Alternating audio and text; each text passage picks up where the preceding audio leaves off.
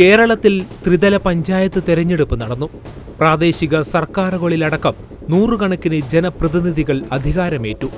എന്നാൽ നമ്മുടെ തൊട്ടടുത്ത പ്രദേശമായ മാഹിയിലേക്ക് ഒന്ന് നോക്കിയാലോ? 2 പതിറ്റാണ്ടായി ഈ നാട്ടിൽ നഗരസഭാ തെരഞ്ഞെടുപ്പ് നടന്നിട്ട്. നഗരസഭ ഉൾപ്പെടെയുള്ള പ്രാദേശിക ഭരണ സംവിധാനത്തിലേക്ക് തെരഞ്ഞെടുപ്പ് നടക്കരുതെന്ന് നേതാക്കൾ തന്നെ ആഗ്രഹിക്കുന്ന ഒരു നാടോ?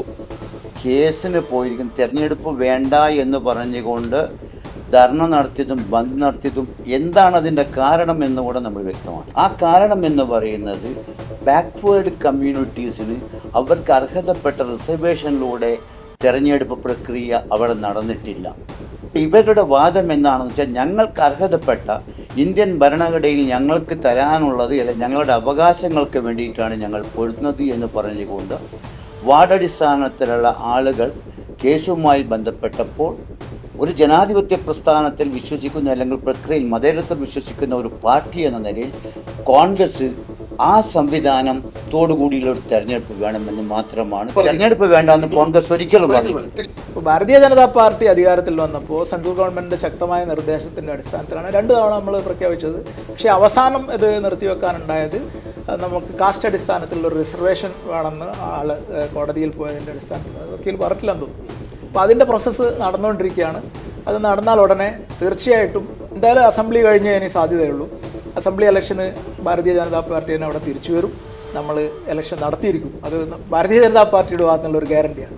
പോണ്ടിച്ചേരി മുനിസിപ്പാലിറ്റി, ആ മുനിസിപ്പാലിറ്റിയുടെ അണ്ടറിൽ കീഴിൽ 5 MLA-മാരാണ്. ഒരു മുനിസിപ്പൽ ചെയർമാൻ്റെ കീഴിൽ 5 MLA-മാരുള്ളത്. ഇപ്പോൾ തലശ്ശേരി മുനിസിപ്പാലിറ്റീൻ്റെ കീഴിൽ വേറെ പഞ്ചായത്തുകളൊക്കെ ചേർന്നിട്ടാണ് ഒരു MLA വരുന്നത്. ഇത് ഒരു മുനിസിപ്പാലിറ്റിയിൽ 5 MLA-മാർ. പിന്നെ ഒഴുകര എന്ന് പറഞ്ഞ വേറൊരു മുനിസിപ്പാലിറ്റി ഉണ്ട്, അവിടെ 6 MLA-മാരുണ്ട്. അപ്പോൾ ഈ ചെയർമാൻ എന്ന് പറയുന്ന ആൾ വന്നു കഴിഞ്ഞാൽ ഇവരെക്കാട്ട് കൂടുതൽ പവറായി പോകും. പിന്നെ പുതിയൊരാൾ പൊളിറ്റിക്സിൽ വരാതിരിക്കുക എന്നുള്ളതാണ് അവരെ മെയിൻ. ഇവരെ കോൺസെൻട്രേറ്റ് ചെയ്യുന്ന ഇവരെ സെൻട്രൽ ഇത് വേണ്ടത്. അങ്ങനെയാണ് അവർ ഇലക്ഷനൊക്കെ നോക്കി നടത്തുന്നത്. പുതിയൊരാൾ പൊളിറ്റിക്സിൽ വരാൻ പാടില്ല. മുനിസിപ്പൽ ചെയർമാനെ ജനങ്ങൾ നേരിട്ട് തിരഞ്ഞെടുക്കുന്ന മാഹി ഉൾപ്പെട്ട പോണ്ടിച്ചേരി. മാഹിയുടെ തെരഞ്ഞെടുപ്പ് ചിന്തകളിലൂടെ ജനുവരി 10 വൈകുന്നേരം 7 മണിക്ക് നേർരേഖയുടെ യാത്ര. മഴക്കാലത്ത് ഇവിടെ കേരളത്തിൽ മഴയാണ്, വെള്ളപ്പൊക്കമാണ് എന്ന് പറഞ്ഞ് ഇലക്ഷൻ നടത്തരുത് എന്ന് പറഞ്ഞ് കോൺഗ്രസ്സുകാരൻ മദ്രാസ് ഹൈക്കോടതിയിൽ കേസ് കൊടുത്തു. ഇലക്ഷൻ മാഹിയിൽ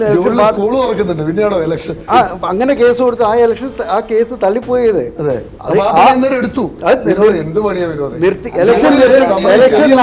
ഇലക്ഷൻ നടക്കാതിരിക്കാൻ വേണ്ടിയിട്ടുള്ള എല്ലാ പണിയും നടത്തി.